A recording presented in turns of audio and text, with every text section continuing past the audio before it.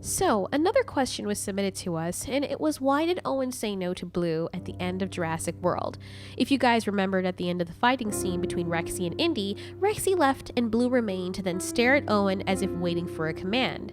Many have since wondered what this exchange meant. I always thought Owen told her no, as in no, you can't stay here, or no, you can't hurt these humans. Blue seemed to have known exactly what Owen meant by that.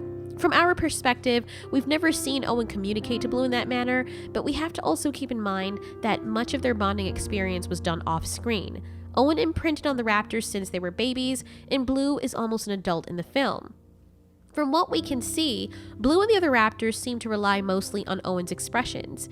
At the end, before Owen petted Blue, he looked her in the eyes, and every time Blue was making a connection with Owen, she's looking into his eyes. You may notice that your dogs do the same thing. You may have a tone, or you may make a fast body motion, and the first thing the dogs will do is look at your face to see what your expression is to determine whether or not you are truly angry.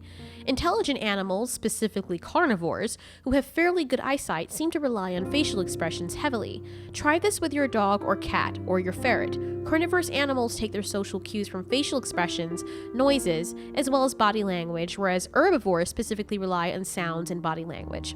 I've had a hand in training horses, rabbits, and other herbivorous animals, and I noticed their social cues are not taken from facial expressions. Even though some of them can be expressive in their facial regions, it is body language, action, sound, and smells that they rely heavily upon to get their ideas across. Since Blue has known Owen literally her whole life, she's had all that time to pick up on all of Owen's facial expressions and body language. Therefore, at the end, he didn't even have to nod his head for it to be conveyed that he didn't want her to stay.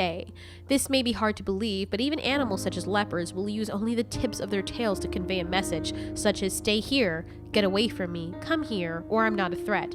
It is also very plausible that Blue herself might not innately communicate in this manner, but having studied Owen as a human, learned to pick up his mannerisms. Dogs will do this, as will cats and other pets. If you own a dog, you can still completely communicate with your dog without saying a word. Growing up with you, your dog would have learned what certain things mean on your body in translation from its own. Likewise, Owen could have also been picking up that Blue was asking him if he was going to come with her. After Owen denied her, Blue sadly realized that she was on her own. In another video, we'll attempt to explain our theory as to why Blue was making those calling noises as she was running away. But in conclusion, what we see on screen as Owen is telling Blue no was actually him saying, "This is my pack now, Blue, and you're no longer a part of it." That would explain why Blue looked so heartbroken and baffled as she left. Let us know what your interpretation of that last scene was in the comments. Thanks so much for watching. This has been Altiori. You ask, we answer.